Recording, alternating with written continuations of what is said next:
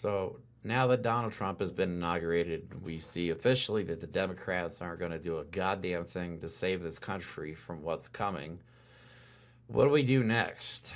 Well, it's going to be tough. I'm not going to lie. May seem impossible at times. Now that between Elon Musk and Mark Zuckerberg have snatched up most of the major social media platforms, leaving very few for us progressives that try and continue to fight to save democracy despite the seemingly insurmountable challenge ahead. But I refuse to give up. You know what I mean? I'm doing this because of my father.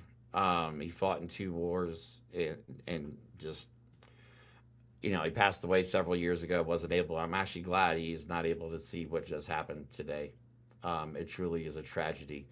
But we need your help. There is only one way we can fight back, and that is with our voices. We have to resist. We have to continue to get the truth out there, even though most social media platforms are going to be dedicated to pro-Trump propaganda. This is going to be like North Korea style, Russian style state TV.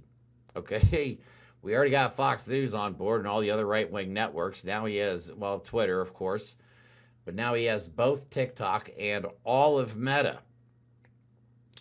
Not leaving a whole lot left for the rest of us. So, but even YouTube could be compromised. The guy that runs Google donated to Donald Trump's inaugural fund. So who's to say that this show that we're doing right now will be even on in 6 months? We might not even be able to allow to broadcast stuff like this.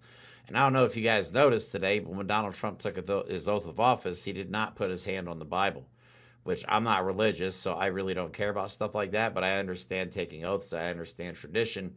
And what Donald Trump just messaged to the world is he has absolutely zero intentions on upholding his oath of office. It was a joke. Okay? The guy that was convicted of 34 felonies, the guy that was found liable for civil rape charges, the guy that was found guilty of fraud is now the leader of what used to be the free world. That's why I have a black flag behind me. I'm in mourning. Our country, democracy just died today. But maybe not dead. Maybe it's on life support and waiting for people like us to come together. Now, something that we have to do in the future, because there are people out there that do not know anything about politics. Like me, 4 years ago, I knew nothing about politics. Everything I've learned, everything I talk about on the show, I have learned over the last 4 years. So it's not impossible to get people into this kind of stuff. And I used to avoid politics like it was the plague. Like if somebody started talking about politics, I would leave the conversation. I would immediately walk away. So I used to be that person. But now is a little bit different because we cannot blame them for what is happening, okay? If you want to blame anybody, look at your neighbors and tell them to look at their neighbors, the ones that have the Trump flags, the Trump signs in the yard. Those are the ones you should blame for what just happened, okay? Those people are exactly who you blame for this travesty. Oh, man. But we need to stop pointing fingers at them saying this is because you didn't vote. That is not going to help anybody. We need to tell them, look, there are consequences for not voting, okay? But you need to understand things are coming that you don't know about, and that you think when we talk about it, you think we're crazy. But there are things coming that they need to know about, because when they come, like the deportations and Trump's insane plans for this country, they're not going to know what's coming. They have no idea what's happening. So they're going to look to either the Trump side or our side for guidance through this dark time that we're about to go through.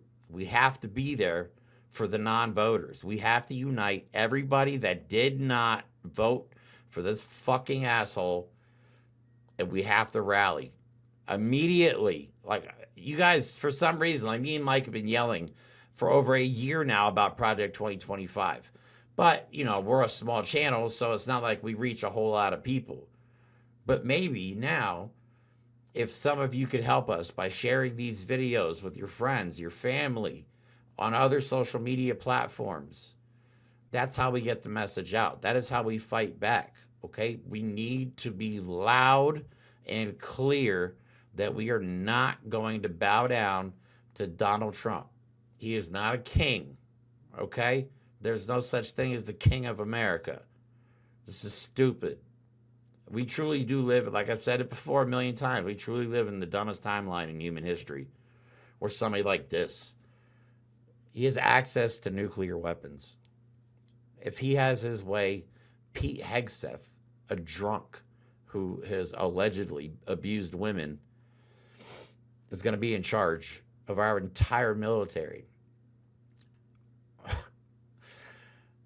This is as extreme as it gets, okay? Stop calling these people conservatives. They're extremists, okay? Essentially terrorists. But the terrorists won because they united all the dumb people in America that will believe anything. Because there's a lot of people in this country anymore that can't think for themselves. They look to people like Donald Trump and other social media platforms, Elon Musk. They look to them for, so they can find out what I should think today, who should I be mad at today? Let me see what Donald Trump's angry about so I can be angry about the same thing. We have a lot of people that cannot think for themselves. Critical thinking is lacking in the American population, to say the least. But Donald Trump rallied those people. And as a result of rallying all the stupid, racist people in this country, he won the election and is now the president of the United States officially. So we have to do the same thing because guess what? There's a lot more of us than there is of them. As a matter of fact, we outnumber them 4 or 5 to 1, non-voters plus people that didn't vote for Trump. Why are we taking this? This is what I hate about America. We talk a lot of shit, but we don't fucking do anything about it.